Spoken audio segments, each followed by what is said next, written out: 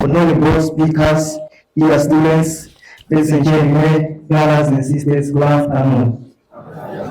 It is with great pleasure and profound honor that I warmly welcome you to our this conference.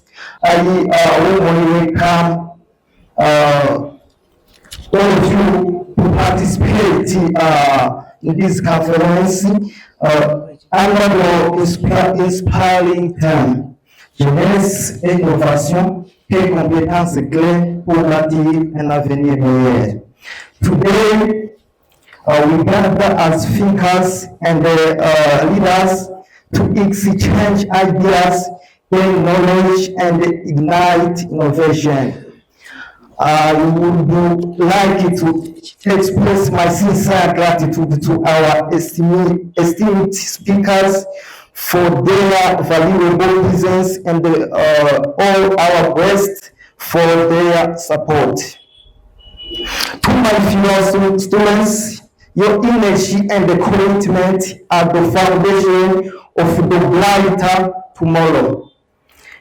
In a rapidly changing world, developing key competencies such as creativity, critical thinking, and leadership is essential to build a better future. I encourage each of you to actively participate, engage, and make the most of this moment. Once again, you are all most welcome, and I wish you a productive and inspiring conference. Thank you. Mesdames et messieurs, merci infiniment de m'accorder la parole. Je vous salue tous avec le respect et la considération que Dieu a accordé à chacun de nous. Que la paix, le développement et l'innovation règnent parmi tous les Burundais, donc parmi tous les jeunes ici présents. Avant toute chose, permettez-moi de rendre grâce à Dieu qui nous a protégés et nous permet aujourd'hui d'être réunis ici en vie et en bonne santé. À lui seul soit l'honneur et la gloire. Je tiens également à remercier chaleureusement les organisateurs de cette noble activité pour cette initiative remarquable. Je m'appelle Ngarkinwar Jackson et je prends la parole au nom de la directrice d'Agritech pour femmes afin de vous présenter notre organisation ainsi que sa contribution au développement du pays en général. Je vous prie donc de bien vouloir m'accorder votre attention. Les mots sont les miens, mais le message est celui de la directrice d'Agritech pour femmes. Elle commence tout d'abord par vous remercier sincèrement d'avoir pensé à nous et de nous avoir invités à cette conférence débat consacrée à l'encadrement et à la sensibilisation de la jeunesse sur les voies du développement et de l'autonomisation. Merci infiniment pour cet honneur et pour l'opportunité que vous nous offrez de nous exprimer dans ce cadre ainsi prestigieux. Alors, Agritech est une organisation dont la mission principale est de soutenir l'agriculture et l'élevage. Dans le domaine de l'élevage, nous accordons une importance particulière à l'élevage des volailles et des porcs. Nous produisons également des aliments complets, nutritifs et de haute qualité destinés aux volailles et aux porcs afin de garantir leur bonne santé et leur croissance optimale. Ces aliments de qualité présentent le nom de Cougis, donc ils proviennent aussi des Pays-Bas. Agritech dispose aussi des points de vente où ces produits Cougis, que je viens de dire, sont disponibles en quantité suffisante et à des prix qui sont accessibles. À vous, chers jeunes, alors, nous lançons un appel, oser entreprendre comme nous venons d'entendre qu'il faut le faire, il faut oser entreprendre. N'hésitez pas à solliciter des financements auprès du pays afin de développer des projets d'élevage de volailles et de porcs. De notre côté, nous mettons à votre disposition des aliments fiables et équilibrés qui permettent aux animaux de rester en bonne santé, de mieux se développer et de réduire le risque de maladie ou de mortalité. Grâce à cela, vous pourrez améliorer votre production et progresser vers la réalisation de vos rêves et objectifs. Nous proposons plusieurs types d'aliments adaptés aux différents besoins. Il y a des aliments pour les poulets de chair, des aliments pour les poules pondeuses et aussi il y a donc des aliments destinés aux porcs. Par ailleurs, Agritech accompagne également les éleveurs qui souhaitaient bénéficier des formations et des conseils professionnels.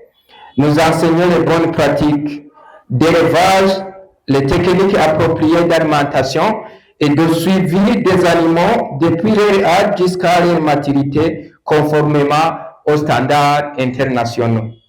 En fait, nous avons également l'objectif de développer davantage nos activités en mettant en place un projet moderne d'incubation et d'abattage des volailles afin de contribuer à l'amélioration de la production avicole et à la création des opportunités économiques. Agritech pour femmes est situé dans la province de Bujumbura, en commune Ntahangwa, très proche du Cotebu. Sur la route menant vers Ngagara 10, à votre arrivée, vous verrez une pancarte portant l'inscription d'Agritech pour femmes et en fait aussi QGIS. Vous pouvez également nous contacter par téléphone au plus 257 68 00 71 68, par email agritech.ph25@gmail.com, sur Facebook Agritech Vision Media et aussi vous pouvez nous suivre sur YouTube Agritech Vision Media aussi. Merci infiniment pour votre aimable attention. Que Dieu vous bénisse abondamment. Je vous remercie. Personne, vous tous, vous êtes très contents, ok? Je m'appelle Elimagaze Constantin. Je suis socio-anthropologue. C'est pas un grand honneur d'être ici devant vous. Comme un invité spécial, je vous remercie beaucoup. Alors, honorable invité, cher jeunes, futur leader, bonsoir. Comme le thème que nous avons aujourd'hui redit, jeunesse et innovation, quelles les compétences créées pour bâtir quoi? Un avenir meilleur. Lorsqu'on parle de l'innovation, dans nos jours, et l'imaginaire collectif nous transporte souvent vers les grandes industries. Les grandes industries, les grandes personnes qui ont réalisé beaucoup de choses. Et comme le Silicon Valley. Quand je dis Silicon Valley, I know everyone can understand what I mean. Mais en tant que socio-anthropologue, je suis venu vous dire aujourd'hui que l'innovation la plus grande, aussi la plus puissante, la plus intelligente et la plus noble se trouve ici même. C'est nos quartiers, nos collines, dans l'énergie de notre jeunesse. Aujourd'hui, l'innovation n'est pas un luxe technologique, c'est une nécessité sociale. Au Burundi, l'innovation, ce n'est pas un luxe technologique, mais c'est une nécessité sociale. C'est cette élan vital qui transforme en vie quotidienne en une solution communautaire. Regardez notre histoire ici au Burundi. Nous avons toujours été un peuple de résilience et de solidarité. Aujourd'hui, le défi change de chair. Notre pays s'est fixé un camp ambitieux, la vision 2040 et 2060. Quand je dis 2040, 2030 et 2060, ça touche quelque part. C'est vrai? Mais cette vision restera un encre sur des papiers si elle ne s'incarne pas dans vos mains, dans vos idées et surtout dans votre changement de mentalité.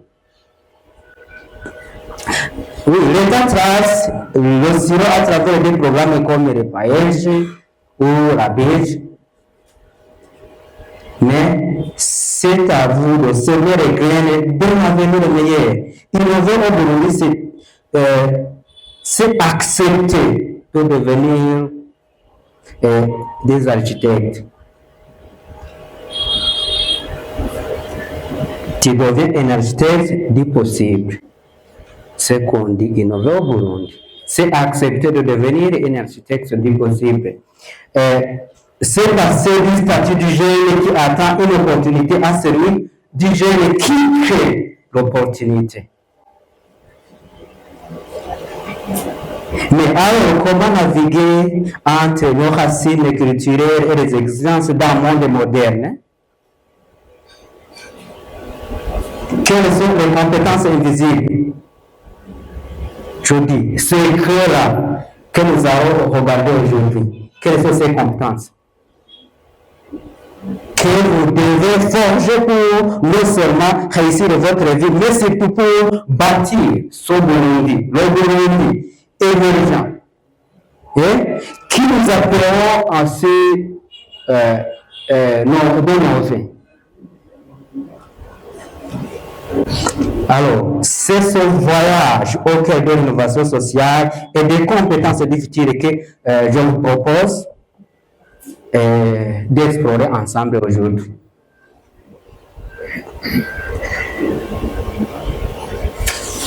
Chers jeunes futurs héritiers, chers invités, en tant que socio-anthropologue, j'aimerais vous dire que l'innovation est comme bricolage social. On a déjà commencé à entrer dans notre thème. Je vous dis que l'innovation, c'est comme un bricolage social. Honorable invité, cher jeune leader, futur leader, le mot innovation aujourd'hui est sur toutes les lèvres, je sais. Quand on dit innovation, on entend quelque chose. Chaque personne est prête à innover. Mais comment je vais innover? Qu'est-ce que je vais faire? Mais je commence à vous dire que l'innovation, c'est ce qu'on appelle bricolage social. Bricolage social. Il faut retenir son nom. Bricolage social.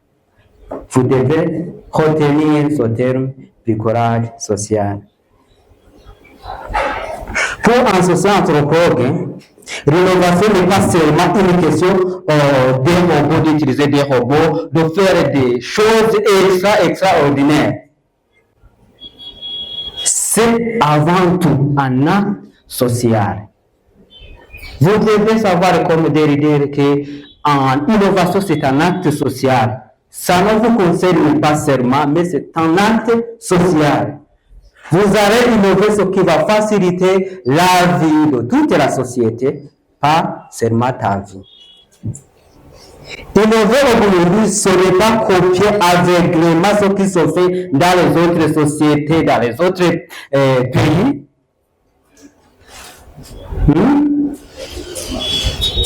C'est ce que le bricolage nous enseigne, nous montre. Innover, ce n'est pas faire copier ce que tu vois ailleurs, c'est les télévisions, là. Non. Alors, chers invités, le bricolage social, j'aimerais vous dire en presque un mot ce qu'on appelle le bricolage social, afin que nous puissions être ensemble et bien recevoir des informations complètes qui vont nous aider à savoir et à bien capter le contenu de notre thème. Quand je dis bricolage social, c'est l'art de faire mieux avec moins. L'art de faire mieux avec moins. C'est utiliser les moyens du bon pour créer une solution vers un problème que ni le temps, ni le marché n'ont encore résolu. Je répète, c'est faire mieux avec moins. Ce qu'on appelle le bricolage social.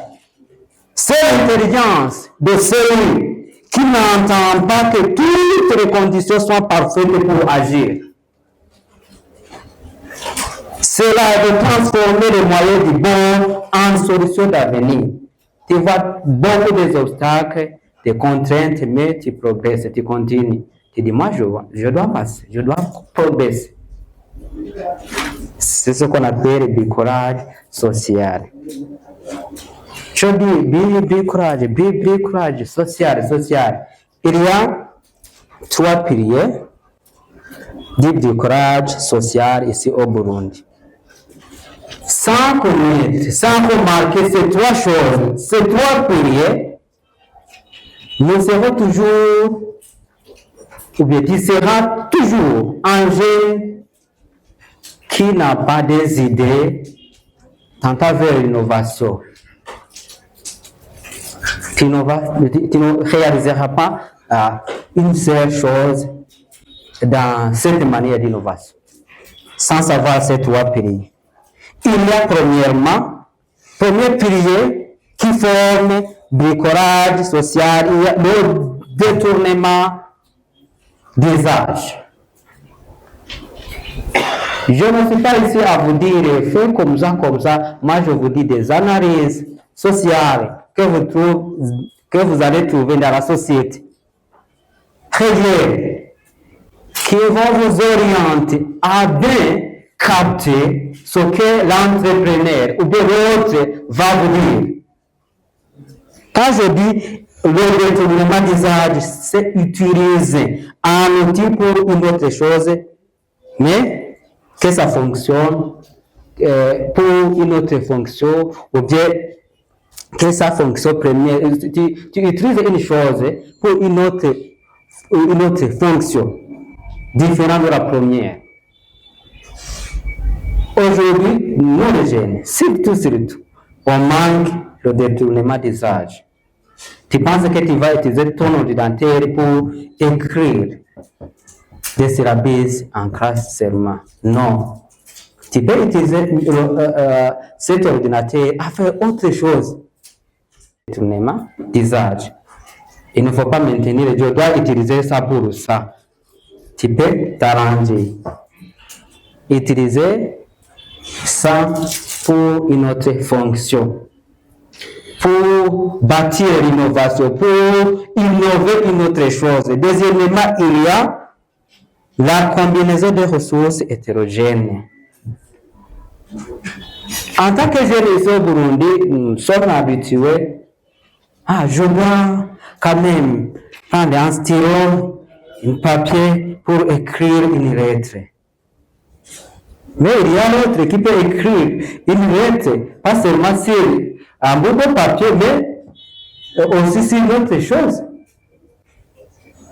Pourvu que son message soit précis. Alors, on va faire la combinaison des ressources hétérogènes, utiliser beaucoup de choses, mélanger des savoirs traditionnels et modernes, utiliser beaucoup de choses. On va sur les télévisions, on fait comme ça en Europe.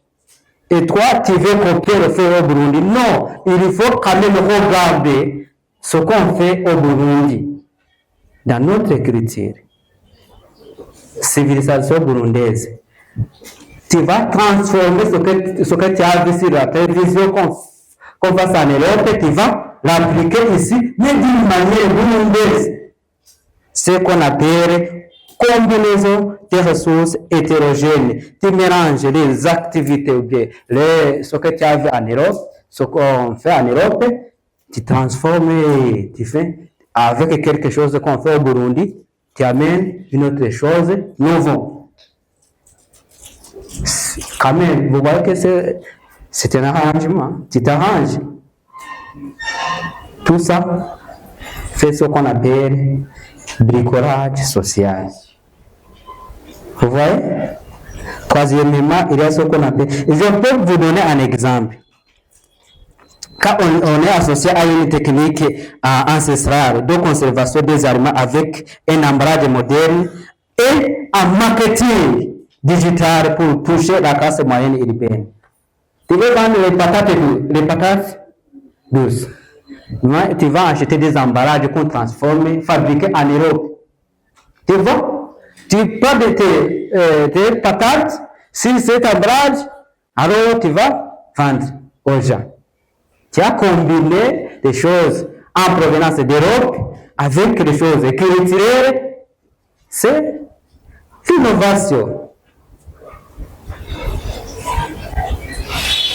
Troisièmement, il y a agilité face à la contrainte. Parmi nous les jeunes, toujours, on manque l'agilité face à la contrainte.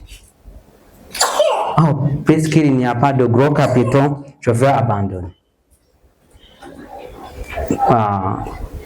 Puisque ma famille ne peut pas m'aider, je vais abandonner.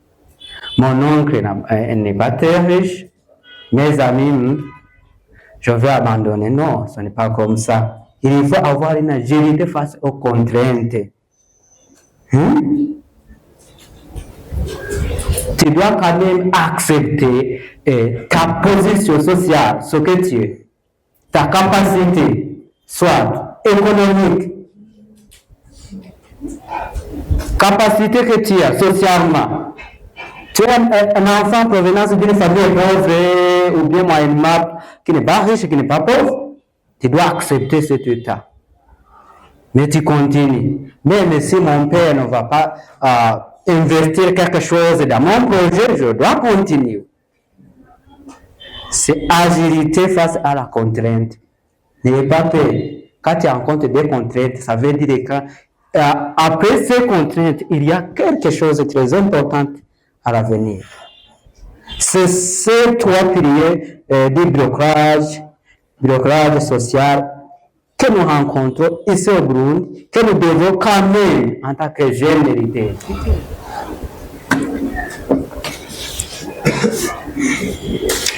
Avec ce bricolage social, qui est comme la force à nous les jeunes, toujours on rencontre des difficultés. Après avoir réveillé, je peux m'arranger, je vais faire quoi, mais il y a toujours des difficultés. Après cela, l'État a regardé tout cela, il a dit non. L'innovation, ce n'est pas pour un seul individu, c'est pour tout le monde. Je dois contribuer à quelque chose. Ça devient l'innovation en contexte national. Quand on dit l'innovation, ce n'est pas toi seulement, même l'État parle de l'innovation. Toute la société, on parle de l'innovation. Alors, en investissant quelque chose pour avoir l'innovation dans notre pays, l'État a proposé des moyens pour soutenir les jeunes. Ici, on parle de paillage, de biches. Tu t'orientes là-bas, tu présentes des projets, quoi, on te donne de l'argent pour réaliser. tes rêves ou bien tes projets. Vous voyez? Au lieu d'être un problème pour toi, l'innovation devient un problème pour moi, pour toi, pour toute la nation. Vous voyez? Et notre pays ne se dote pas d'une boussole créée avec la vision Burundi, pays émergent en 2030 et pays développé en 2060. Vous voyez, c'est pourquoi il a pu donner, la nation a pu donner tous les moyens nécessaires pour nous les jeunes, pour transformer notre pays. Même si je dis du bricolage social, avec ces projets-là de l'État, de l'argent, il y a encore un problème pour nous, les jeunes. Ce que je viens de vous dire, tant avec les compétences. Je dois m'arranger, je dois faire comme ça. L'État va me donner l'argent pour commencer mes projets. Mais tu vas innover quoi? Tu vas faire quoi? Reste un problème. Est-ce que j'en ai des pages toujours ouverts? Mais combien de fois tu t'es présenté là-bas pour demander l'argent pour quand même réaliser tes projets? Parce que tu ne vois pas quelque chose que tu vas innover, que tu vas amener dans la société. Tu penses que le problème réside où? C'est le défi de mentalité. Ces compétences que nous avons parlé se cachent dans notre mentalité.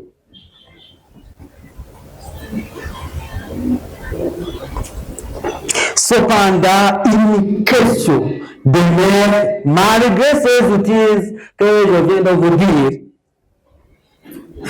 l'innovation semble parfois difficile à saisir. Il y a l'argent, il y a tout, je dois m'arranger, même si ma famille ne va pas m'aider, quoi et quoi, je dois utiliser ça et ça. Est-ce que je vais innover quoi? Je vais faire quoi? Qu'est-ce que je peux faire dans ma société? C'est à cause d'un défi de mentalité. C'est ce que mon regard en tant que socio-anthropologue intervient. Ici même, il y a tous les moyens, mais ce que tu vas innover, tu ne la vois pas. C'est ici que mon regard en tant que socio-anthropologue intervient. Allô? Tu es quelqu'un qui a déjà créé ou bien qui a déjà commencé son propre projet? Si. Qui? Personne. Il y en a beaucoup. Le plus grand fait à l'innovation n'est pas le manque d'argent. Je vous le dis. Je le répète. Le plus grand fait à l'innovation, ce n'est pas le manque d'argent. C'est l'emploi de nos héritages mentaux. Nos héritages mentaux. Ce n'est pas le manque d'argent. Nos héritages mentaux. Ce que tu gardes dans ta tête. Comment tu penses. Quand tu commences à penser à des choses, des grandes choses à innover, il y a des choses que tu gardes dans la tête. Des mentalités. Des héritages qui te fait stop, tu es incapable, tu ne peux pas faire ça, à cause des héritages mentaux. C'est un défi de mentalité. Nous sortons d'une culture où on entendait tout le temps ou de la famille. Est-ce que l'État va construire des écoles et l'État va organiser ça et ça. Ma famille va me donner là où je vais cultiver, va me construire tout ça. Ma famille a une industrie, alors je dois participer dans les activités de notre industrie familiale. Voilà l'héritage que nous gardons dans dans nos têtes. Allô? Aujourd'hui, bâtir un avenir meilleur exige une rupture. Rupture, c'est un terme qu'on utilise sociologiquement et anthropologiquement. Tu dois quand même laisser le passé, ce qu'on pratiquait avant, dans les années passées. Il faut commencer les autres choses. Regardez les siècles, les jours. Nous sommes en 2026 où pour envoyer un message à celui qui est en Amérique, tu utilises ton téléphone. Alors que en 1960, on devait écrire, envoyer par boîte de poste. Tu attends 5 mois, mais aujourd'hui, tu envoies et elle te répond directement. Alors nous devons passer cette étape et savoir le moment que nous sommes. Allô?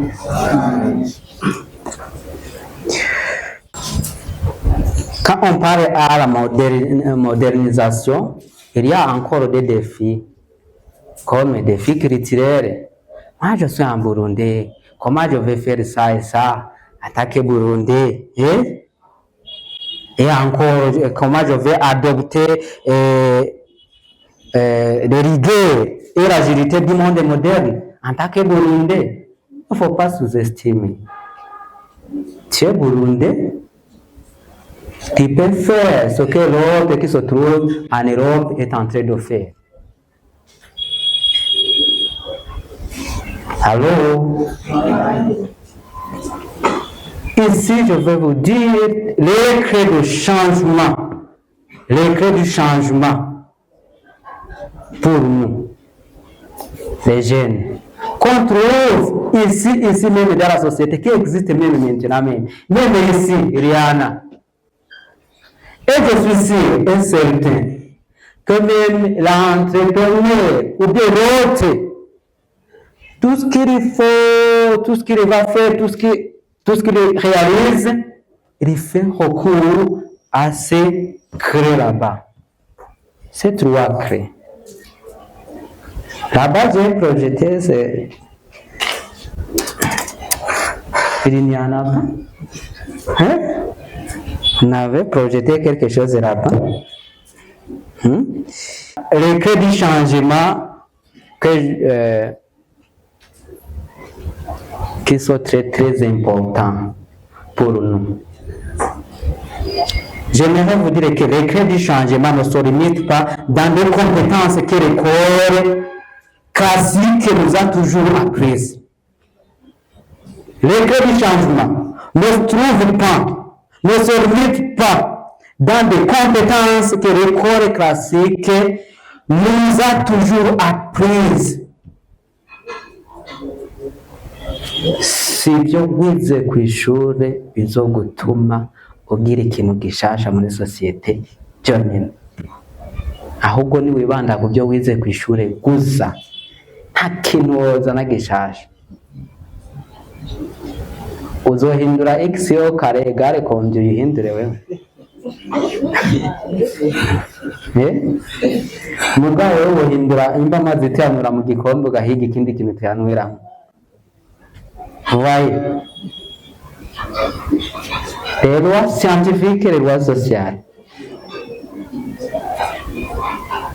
Tu penses scientifiquement, il y a des gens qui sont des scientifiques de tous les jours et tu ne vas pas dépasser.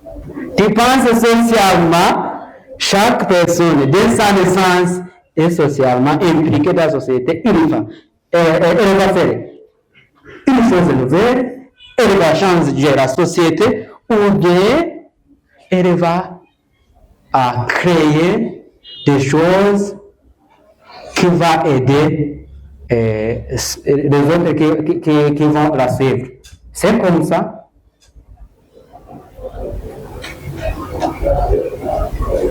ntugira gute ntushobora kuzana izindi foromire utuzanira urengeje ku biharuro abantu bakoze, nta kindi giharuro uzokongerako, nta yindi nombre uzozana zobikura zirahari n'izijyanye n'uzimanipire ntacyo vise kuri iyo mbiri ngaho nyine ucugumaho nyine. Mais uvuye kuri étape d'être à l'école qui t'oriente dans la société, tu vas avoir des problèmes existent toujours dans la société. Ce sont des problèmes qui te révèlent qu'il y a quelque chose que tu dois faire dans la société. À travers les problèmes, à travers des sans-enfants dans la société, tu commences à penser. Je peux faire quoi? Ici, je vais trouver la solution. Allô? Les trois prières qui feront de vous les bâtisseurs de 2030, 2060 ou des compétences créées, toi seulement. En regardant ces trois prières, tu vas t'orienter dans la société, tu vas t'orienter dans un business, tu vas t'orienter n'importe où, tu vas réaliser une chose vraie. L'intelligence collective, premièrement, il y a l'intelligence collective. Il y a déjà même maintenant qui pense, moi seul je peux faire quoi? Toi seul. Tu vas faire ce que tu vas donner à tes frères, ta famille, mais pas à tout le monde. L'intelligence collective. Pourquoi l'avenir appartient aux coopératives et non aux solitaires? C'est une question que tu dois te poser. Pourquoi vous êtes ici en tant qu'AYRF, ensemble? Pas seulement toi tu dis AYRF, ensemble. Et cet acte d'être ici a été ici parce que vous êtes ensemble. Toi, tentez un jour de nous rassembler comme nous sommes ici. Un jour, tu vas me dire, c'est l'intelligence collective. Pour bâtir un avenir, les gens doivent changer cette attitude d'être seul. Participer avec les autres, cultiver la confiance, l'humilité et l'apprentissage. Accepter que tu es faible, qu'il y a des gens qui sont capables que toi. Accepter ça. Et encore, la transparence. Et tu dois avoir une gestion saine des ressources qu'on t'a confiées. Alors, deuxièmement, il y a la résilience numérique. Premièrement, l'intelligence collective. Deuxièmement, la résilience numérique. Je sais auparavant, il y a celui ou celle qui était en train de penser, je veux des grandes choses, extra, mais c'est des choses simples. L'intelligence collective. Ne soyez pas toujours seul. Sois avec les autres. Collaborez. La résilience numérique. Comment faire d'Internet un outil de production et non dans simple distraction. Il faut utiliser, tu dois utiliser ton téléphone ou bien d'autres pour étudier les cours en Europe, suivre ce qu'on est en train de faire en Europe, en Amérique, et toi aussi tu vas s'appliquer ici au Burundi. Vous voyez? Ce n'est pas comme les années de nos grands-pères, sans téléphone, sans des bus, sans des moyens de déplacement. Aujourd'hui, la vie est très difficile, mais l'innovation nous manque. Pourquoi? On ne pense pas à ça, ces trois choses. L'intelligence collective, la résilience numérique. Ce que tu possèdes de ton téléphone, peut t'aider à devenir un grand entrepreneur. Mais tu la conserves à la maison, tu regardes sur TikTok, et Facebook, WhatsApp seulement. À quoi la modernité ou bien cet Internet nous sert si on n'utilise pas pour faire regarder des autres choses qu'on fait à l'étranger? Troisièmement, il y a l'éthique de l'excellence.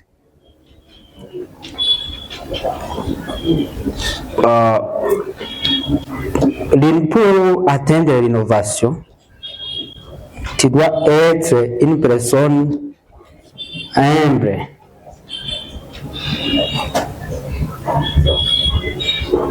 Une personne qui respecte les autres. Une personne qui connaît ce qu'elle est. Je suis en Burundi avec une culture burundaise. Je dois vivre comme ça, comme en Burundi, faire des choses comme en Burundi, qui habite à Gitega. L'éthique de l'excellence. Alors, l'excellence contre la culture du médiocre. Quand on dit l'innovation toujours exige une rigueur absolue. Toujours une rigueur absolue pour innover. Il y a une capitale invisible qui est l'intégrité. On va payer ensemble, on nous donne l'argent et toi tu quittes le pays, tu me laisses les dettes pour que je paie moi-même. C'est quoi ça? Hein? Intégrité. C'est le capital invisible. Babizigigwa. Umwizigigwa. Uwo muri kumwe akubonemo ikintu gituma arema confiance yo gushika kuri avenir ikomeye. So correcta abantu n'imanyanga ntibikunda. Patriotisme économique. Ça est très important. Patriotisme économique. Il ne faut pas créer un projet en pensant que tu vas avoir l'argent pour ta propre famille seulement. Tu dois commencer par l'amour du patrie. L'amour du patrie.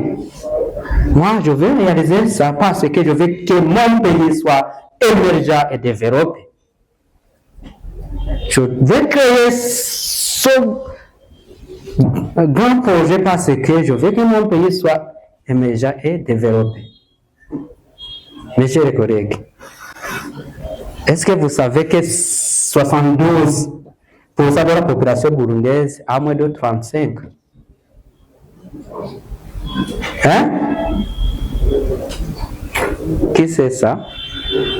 Vous savez?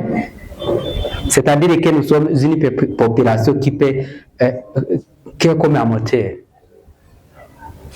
Une population très forte. Déjà encore, qui consomme beaucoup. On consomme beaucoup.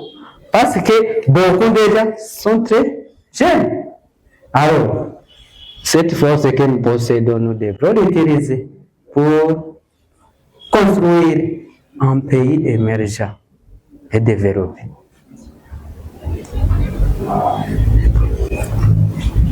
Au Burundi, l'innovation ne peut pas être un acte isolé.